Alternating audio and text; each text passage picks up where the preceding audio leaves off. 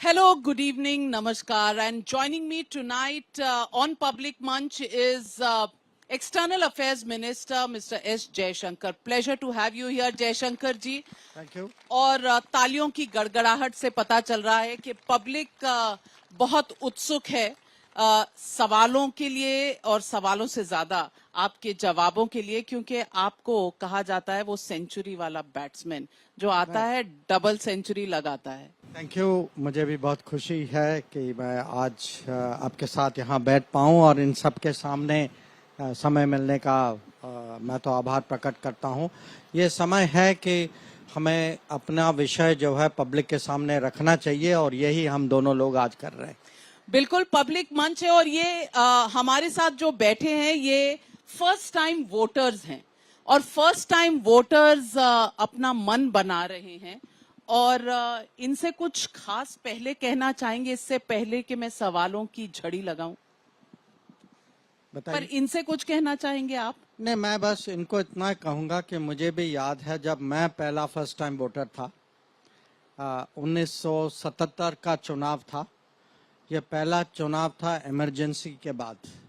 तो अभी भी जब भी मैं चुनाव के बारे में सोचता हूँ, कोई भी अपने अनुभव के हिसाब से चलता है तो उस समय हम सब यूनिवर्सिटी में थे, हमने तो मन बना लिया था उस समय। मुझे लगता है बहुत लोगों ने मन बना लिया होगा।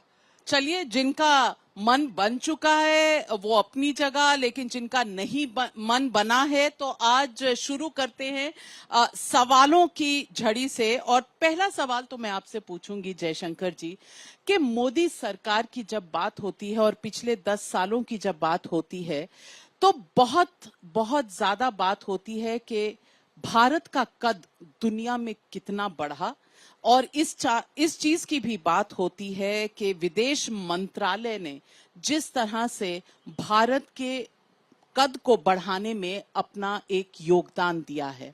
आप इसे कैसे देखते हैं? आपका बेस्ट मोमेंट और सबसे ज्यादा चैलेंजिंग मोमेंट अगर आज आप पब्लिक को बताएं। नविका जी, मैं तो सहमत हूं आपसे कि पिछले 10 साल में अगर देश की प्रतिष्ठा जिस परिप्रेक्ष्य से दुनिया हमें देखती है उसमें एक बहुत बड़ा परिवर्तन तो आया है। मैं बिल्कुल सहमत हूं आपसे। इसके बहुत कारण हैं, एक नहीं है। एक है कि कोई भी देश एक किस्म से अपने लीडर, अपने नेता के छवि से जाना जाता है। तो हम लोगों का सौभाग्य है कि पिछले 10 साल में, क्योंकि मोदी जी इतने एक्टिव रहे, उन्होंने अपनी बात, देश की बात दुनिया के सामने रखी, उसका हमें जरूर बेनिफिट तो मिला है। दूसरा पहलू जो है वो है कि देश की इस दशक में हमारी क्षमताएं भी बढ़ी, हमारे योगदान बढ़े। अगर आप देखें कि कोविड के समय में, महामारी के समय में हम लोगों ने दुनिया की कितनी सहायता की कि करीब 100 देशों को हमने वैक्सीन पहुंचाया। तो ऐसी चीजें जो हैं वो दुनिया को जरूर छू जाती। माने घटना के बाद भी लोग याद रखते हैं कि संकट के समय में किसने साथ दिया, किसने याद किया, किसने नहीं किया। तो हमारे कर्मों का आज एक किस्म से उसका इम्पैक्ट जो है वो दुनिया में दिखाई दे रहा है। मैं यह भी कहूँगा कि हमारे युवा पीढ़ी और जो हमारे अलग अलग क्षेत्रों में जो भी हमारे टैलेंट जो है, अगर आप चंद्रयान की बात करें या 5G की बात करें या जिस स्पीड से आज हमारे यहाँ इंफ्रास्ट्रक्चर बढ़ रहा है, जो बाहर की इन्वेस्टमेंट जो आ रही है, तो लोगों को लगता है कहीं कि ये देश जो कोविड के बाद फिर से 7% ग्रोथ रेट पे वापस पहुंचा है, जहां इतनी सारी चीजें हो रही हैं, जो भी बड़ी डिबेट, कुछ भी दुनिया में कुछ होता है तो दुनिया जानना चाहती है कि भाई भारत का क्या मत है।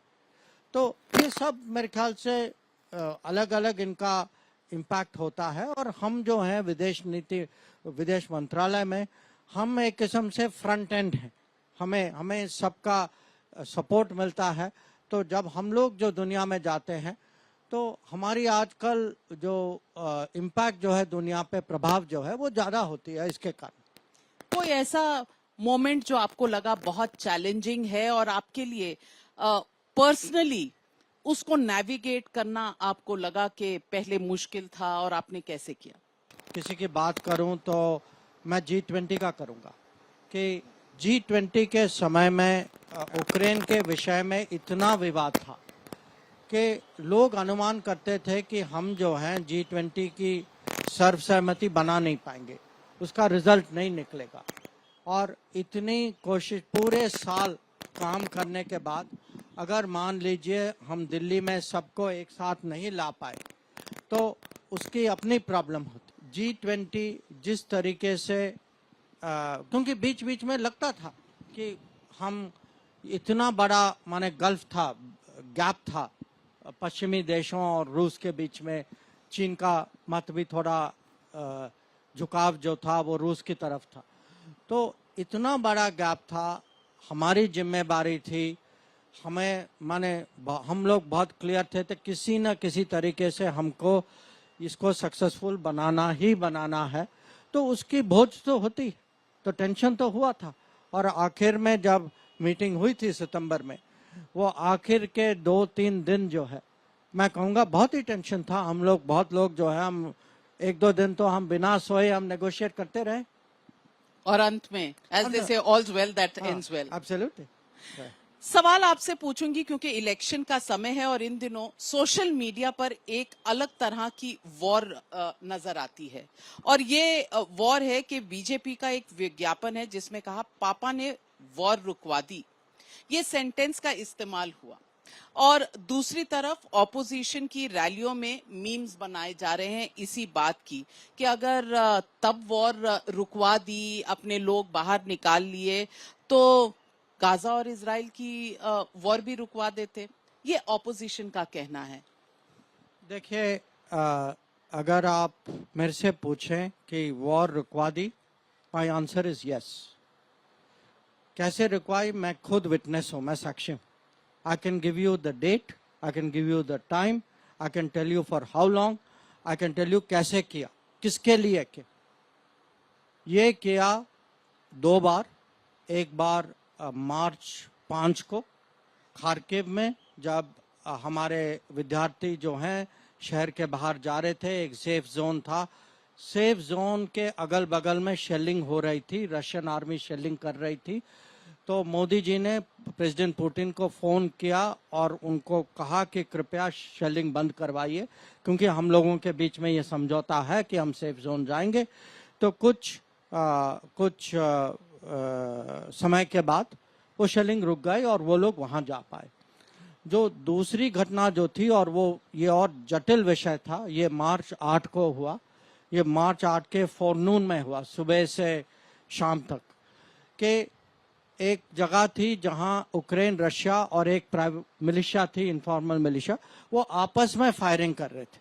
और हमारे स्टूडेंट्स जो थे वो चाहते थे कि वहां से निकले, और एक बार हमारा प्रयास हुआ, वो प्रयास असफल था, क्योंकि जैसे ही वो लोग बस में बैठे, फायरिंग फिर से शुरू हो गई, तो उनको बस छोड़ के हॉस्टल जाना पड़ा।